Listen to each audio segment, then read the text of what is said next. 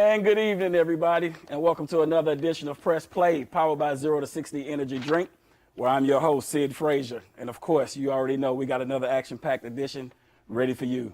The Jets, they blew it. They got their first win. NBA season getting started tomorrow. And the college football playoffs set and ready to go. We'll be right back with more Press Play. Don't touch that dial. I'm Jamison Williams. I attend Carnegie College Preparatory High School in St. Louis, Missouri. I'm a wide receiver committed to the University of Ohio State. I see a lot of great things in Dr. Hayes. She get me loose when I'm running my routes. I feel agile. Also on the track, it's the same thing, so I'm really loose running my races. I'm Dr. Connie Hayes with Fit for Life Sports and Rehab. If you want a competitive edge on the field, call me, 314-532-0957. And welcome back to Press Play, again, where I'm your host, Sid Frazier. We're powered by 0 to 60 Energy Drink. And tonight, introducing my panel, my co-host, starting down at the end, got Tyler T. Cole Coleman. How's it going this evening, Ty? Good. Let's get to it, Sid. We got a lot to do tonight. We ready to get at it. Yes, sir. Next up, we got Mr. Zelman Sanders, Big Z, what we call him on the set. Yeah. You ready to do it? Oh, man, all the time. Let's relax and let's let it go. Yeah. Mr. NFL, Will Franklin. How's it going tonight, Will? It's going well. You ready? Yeah, I'm ready, man. Will got that smile, he got that glow. He ready to get it going tonight. First up, guys, the New York Jets. I said in the intro that they blew it. They got a big win in some people's eyes. A controversial win in other people's eyes. Yeah. First win of the season against the LA Rams. And to be honest with you, man, the Rams looked like trash. But the Jets didn't look too bad, actually. Will, if you had a chance to look at this game, what did you see from the Jets yesterday that was any different than anything else that we had seen the rest of the season that propelled them to a win yesterday? You can tell they're preparing for their off season. You know what I mean? Trying to find a nucleus of what they're trying to build on for next year. They still look like the same old Jets. I'm a competitor like all these other guys. The Rams just not feeling like they wanted to play yesterday. Yeah. You know what I mean? They're a better team than what they showed. A lot of mistakes that were penalty-wise were just careless. Right. So, you know, I'm not buying the Jets or anything. Of course not. But see, I'm going to ask you this. The Rams defense, it looked like the scheme was just a little bit off. You seen backs coming out the backfield running free all day long. All day. And they actually made Sam Darnold look like an NFL quarterback. How good is Sam Darnold? I don't really think he's that good. But it's hard to really say due to the fact that he's been so many changeovers and nobody's actually took the time. Some of the talent is not there. Some of the people they drafted, like that was a good draft with the left tackle. So I don't think he had enough time. So I can't really say, but if I was a betting man with my team, I wouldn't want him. So, again, that kind of goes back to what I said in the intro about the Jets blew it. Right. They had a chance. Everybody know you tanking for Trevor. They get their first win that tied them with the Jaguars, right. But at the same time, they catapults the Jaguars to that #1 selection spot.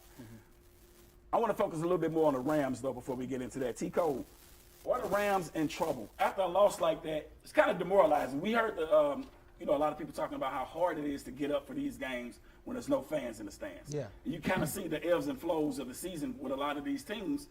Sometimes they're up, sometimes they're down. After seeing that performance yesterday, how do you categorize the Rams going into the playoffs? See, I thought that I had a good time yesterday. I don't know about anybody else, but I had a great time. And mostly, mostly because I told people the struggles that the Rams had, I seen them last year. Todd Gurley covered up a lot of Jared Goff's mistakes, okay, because he was great.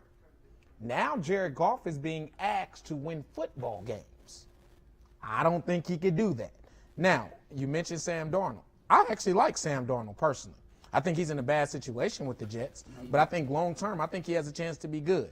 Now, of course, if you're the Jets, you probably should be tanking, but I think this is more to the Rams' consistency. They've struggled against, and me and Z talked about it already. Yeah.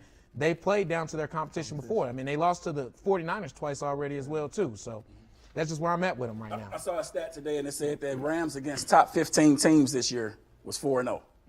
Against the bottom feeder teams this year, they were 0-3. Right. And that's including San Francisco when everybody was hurt. Right. And now it includes the Jets. And it just makes you wonder, with 2 weeks left to go in this season, do they have enough time, Will, to rebound and to get themselves together, put the loss like this behind them, and prepare to go into the playoffs? You're a professional, man. You know you got to flip that switch. And going into these next 2 weeks, finishing the way they need to finish, knowing what's at stake as far as seeding purposes in the playoffs. Right. Those guys will get out there and flip it and get back to what they need to do against the low competitive teams that they are speaking about. That happens at every level of sports, but at the professional level, these guys will turn around and next week you'll be like, man, where was this team last weekend? Right. Exactly. So, Z, let me ask you, everybody was speculating about the Jets and what they were doing trying to get Trevor Lawrence. In your opinion, should they be tanking to try to get Trevor Lawrence? As the head, of course, like the general manager and the owner, but as players, you got pride. Like, you don't want to be 0-16. Absolutely. And who's to say I'm going to be on this team next year? I'm anyway. auditioning to be in the league, not just the Jets. I want to be in the league. So, head, the owner, general manager, y'all can tank. I'm trying to win. Absolutely. Yeah. There's no better feeling than walking off the field, T-Cole, as a winner. You seen those guys, man, I mean, just exuberant after a win like that yesterday. And it does something to the morale of that team. What do you see from them going forward, T-Cole? Do you think that they continue to own this winning? Not saying that they're going to win out. I mean, they got 2 games left, but do they get that call from up top saying, whoa, guys, we trying to do something here? Or what do you expect to see from that team taking the field going forward, knowing now that they got Jacksonville that they just gave up the #1 pick to? Well, I'm going to be honest with you. If I'm their front office, I ask them, who paying you right now? I told you need to be losing these football games. We understand you auditioning, but I'm paying you right now today. And today we need to be losing these games. As far as the Rams go, right, I don't think people should panic at all because you do got Arizona and that switch that he's talking about. And Seattle. So you get those 2 divisional games, which we know that they're going to get up for. And I think they'll be fine. This might be actually good for them, unfortunately. It might be good for them. Get them back on track. Yep. I agree with that wholeheartedly. Like you say, those last 2 divisional games, anytime you playing in the division, it does spark something in you that, bring those competitive juices to another level, if you might say. And I'm expecting big things from the Rams going into the playoffs. I do think that they have an opportunity still in front of them to win this division, and I look forward to them getting that opportunity if they can handle their business in these last 2 weeks of handling it. And Greg Williams is the DC for the Rams, which is DC for the Jets. Absolutely. So he wanted that win. Absolutely. He wanted that win. Absolutely. Well, guys, we're going to get ready to wrap up this segment. We're going to get ready to head to a commercial break. We ask that you do not touch that dial. Stay tuned, and we'll be right back in about 30 seconds with more of Press Play. I attend Cardinal College Preparatory High School in St. Louis, Missouri.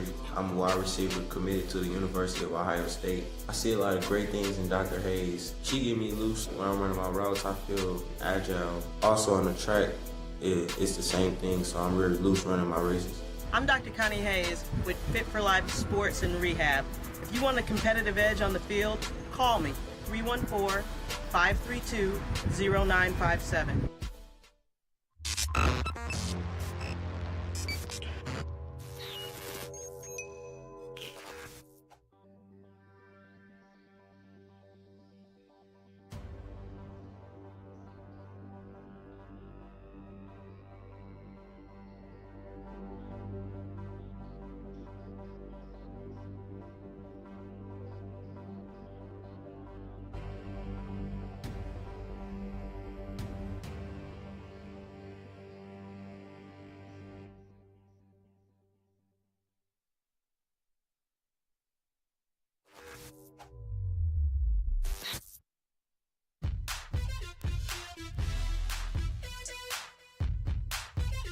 Just One Taste is moving on up. Located now in the heart of Florissant, 18 Patterson Plaza, serving the best chicken, fish, shrimp, tripe, and soul food sides. We also have catering and food truck services. And after one taste, you will be a customer for life.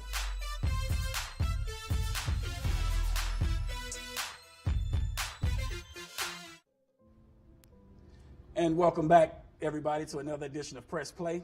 We're going to jump right into this second segment. Guys, the NBA gets started tomorrow. The defending champions will be taking the court against the LA Clippers. I'm curious to know, Z, and I'm going to start with you. I'm curious to know, how do you see this season playing out with the Lakers as far as load management when it comes to LeBron and AD? They play heavy minutes, the interruption to the season last year, coming back in the bubble, winning it all. Short turnaround, very short turnaround. An aging player in LeBron, how do they handle that? Do you see load management, especially early in the season? Definitely with LeBron, I think maybe 30, 32 minutes max to allow him to kind of tail off and allow Anthony Davis to start to put his presence and imprint on that team and allowing the other players to gel and learn the culture. So I think the first, until probably end of January, I think they're going to be conscious of his minutes because it's 18 year and he's just coming back from what, maybe a month and a half? Yeah. That's about it. Yeah. So Will, I'm going to ask you, how does this affect them? Do you expect to see maybe a lull or a dip in their play early on? Because like you said, once they get rolling, they know what they're doing. I mean, some of the best in the game to do it. I bite my tongue every time I have to say that about LeBron. But the best in the game to do it at this point in time. How do you expect them to bounce back? I mean, like you say, with the load management, and do you think it'll affect their play early in the season? They got younger this offseason. They did with the bench. They got younger. With that and being able to manage LeBron minutes the way that's needed, I think after All-Star break is when you will see him pick up minutes. But between now and All-Star break, I think he'll dial back. But the fact that they got younger over the offseason gives him time, and like he said, for AD to put his imprint on, like, I'm the future of this organization. Let's build around me. Let me be able to do what I do around this young nucleus of team that they have. 1-1-8. So, you know what I mean? So that's pretty much what it is. But he solidified himself now, like. You know what I mean? And they paid him for it too. Absolutely. You know what I mean? So, they made an investment into him, and he's going to be the star of the team. For the foreseeable future. Yep. Tico, they brought in guys like Dennis Schroeder, Wesley Matthews, Montrezl Harrell. How do you see those guys being used coming into this situation? You're replacing guys, like Rondo and guys that helped you get over that mountaintop last year. How do you see those guys being used? All right. Well, first, I want to say shout out to the Press Play fans. It took a lot of courage for him to get LeBron that type of respect. Right? So to get that's good. But no, Dennis, I think he'll be a big asset for them. He gives them a guy that can score off the bounce, create his own shot. He's very, very tough guard. What I'm looking for with Matthews is really that defensive guy, another defensive presence, a guy that can also space the floor for them. And Harrell, I think that's the gangster on the team that they need for if you want to buck up to Anthony Davis or buck up to Bron. Hey, I'll be the enforcer. You know what I'm saying? But he's also going to give you one. Year one. I don't know if you like them yet. But I know his energy is always going to be good. He'll be a good piece for them. But can you imagine that pick and roll with LeBron and Harrell, and if you try to bag up, you still got AD?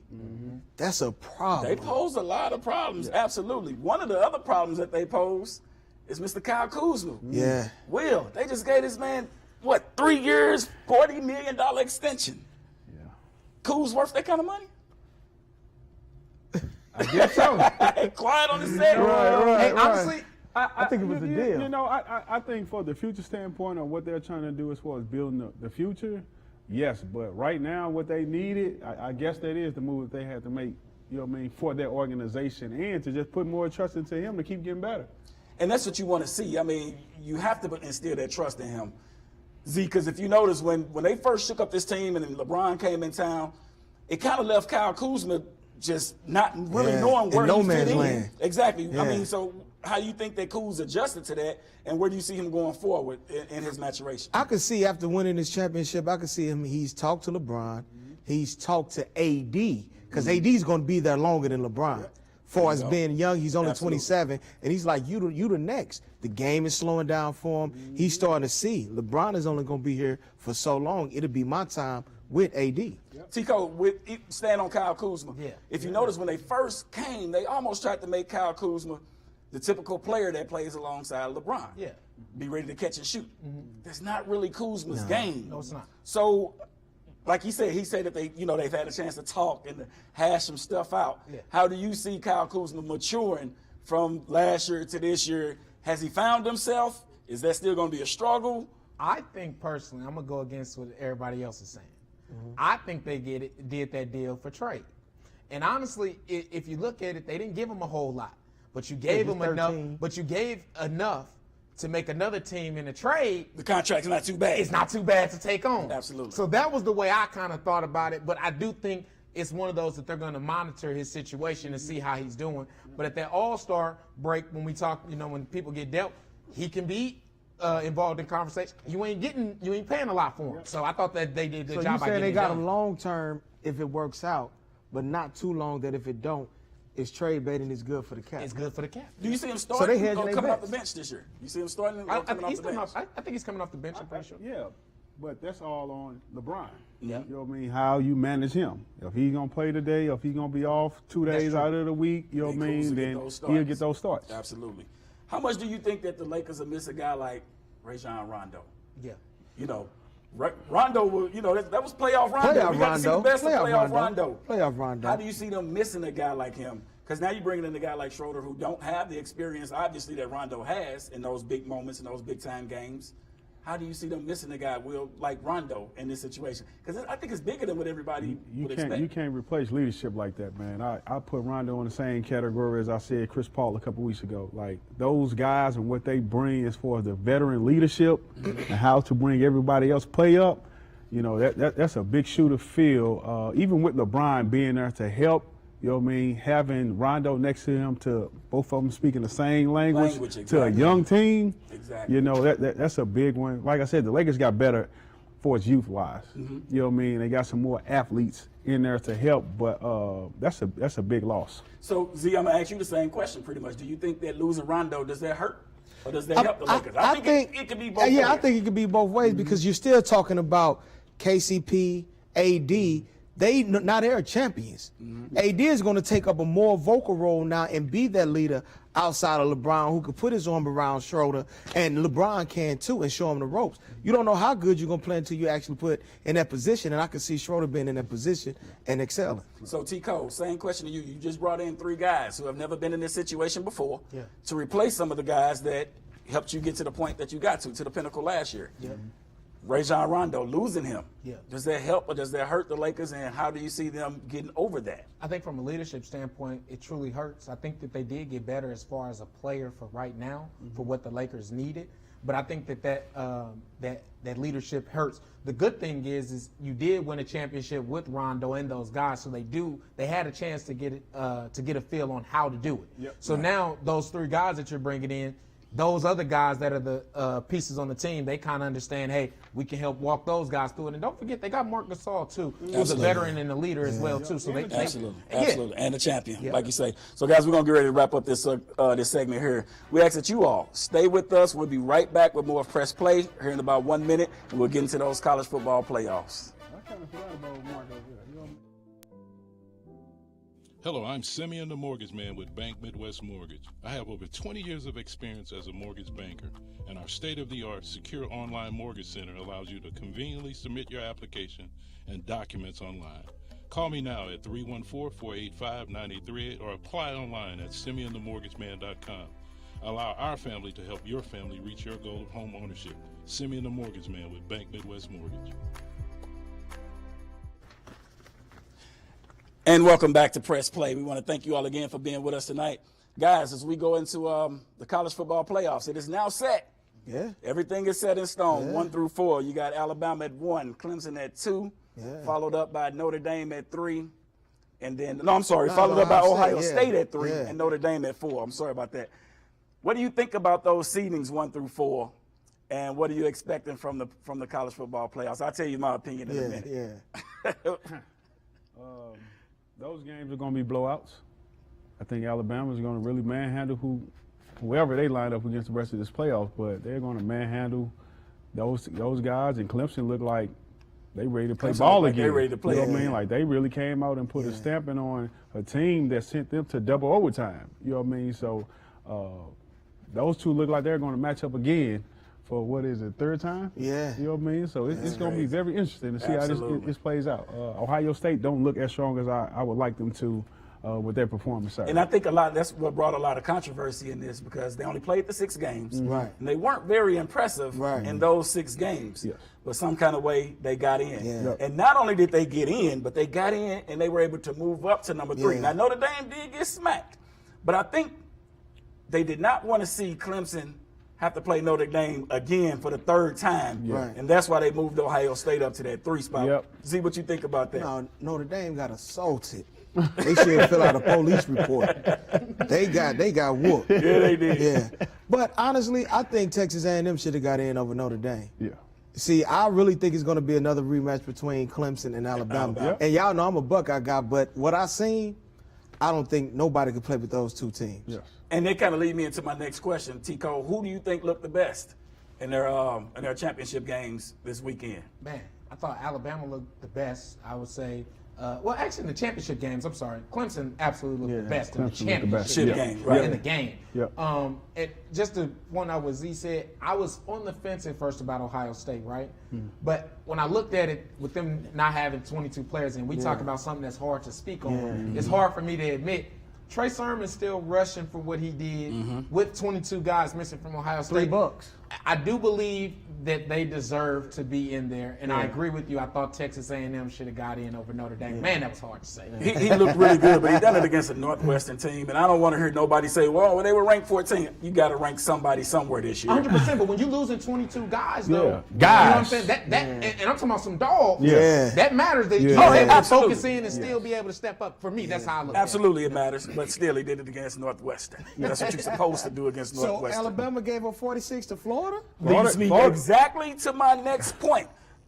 Who do you think poses a threat, Will, to Alabama?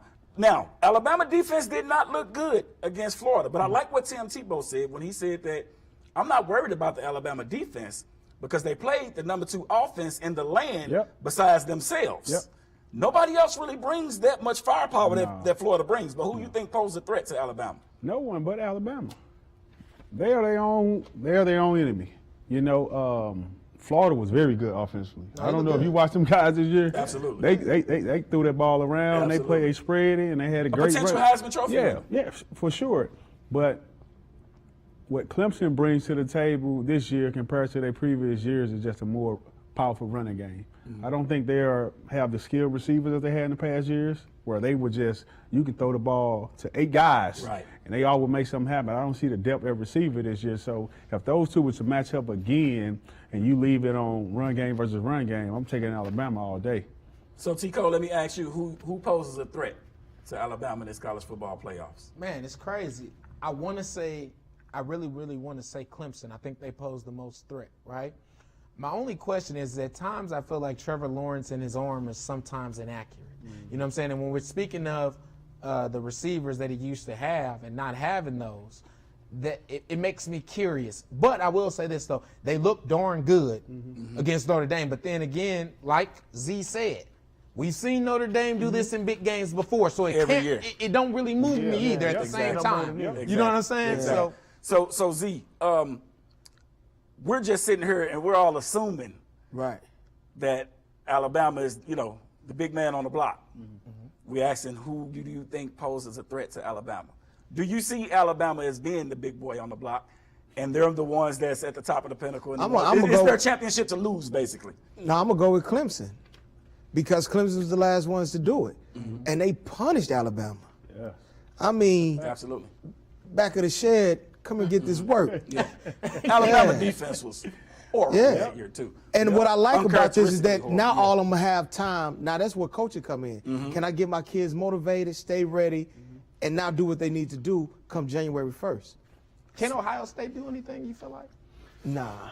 And that's my No, team, honestly, but nah. like even with Trey Sermon and the quarterback Justin Fields and getting your number 1 leading receiver, can they do something? I think Clemson got to be off their receiver-wise, game. They're probably more of a threat receiver-wise than Clemson is right now. You know what I mean?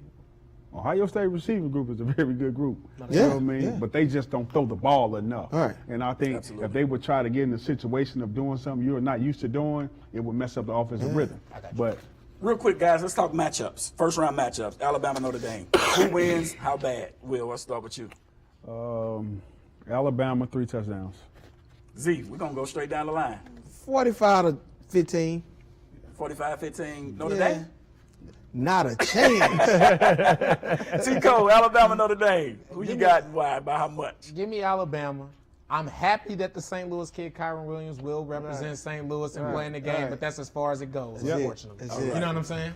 Next up, we'll start right back with you, T-Cole. Clemson and Ohio State. Who you got? How much? Ooh, hey, this is a crazy matchup, and I don't like to say this, right? I'll take Clemson. I'll take Clemson by 18. I'm going with the Buckeyes because I rock with the Big Ten. Okay. I think it's a chance. But you kind of contradicting yourself. You're going with the Buckeyes, but you think Clemson going to win it all. How that work? Talking with his heart. Exactly. Okay. And I got a big one. Okay. So I'm going with it. I'm going with it. Will, Clemson, Ohio State, man. That's a tough one, man. That's a crazy matchup. Yeah, it is. You know, if Ohio State get all 22 players back in these next 2 weeks or so, that may be the best game of the college football playoff. Absolutely. That may be That's the what championship. that may Exactly. be. You know what I mean? It's just hard to go against Alabama for what they have, but that Ohio State Clemson game gonna be a dogfight. And you know what I mean? Right now, Who you got? I might get an edge to Ohio State, man. And that's I'm gonna be honest with you. I don't want to say it, and I won't say it publicly, but that's a good pick. Yeah. Okay, You know we live, right? Yeah, I know. Oh, okay. Hey, check it out, guys. We got about a minute left in this segment. Z, I'm going to throw it to you first quickly.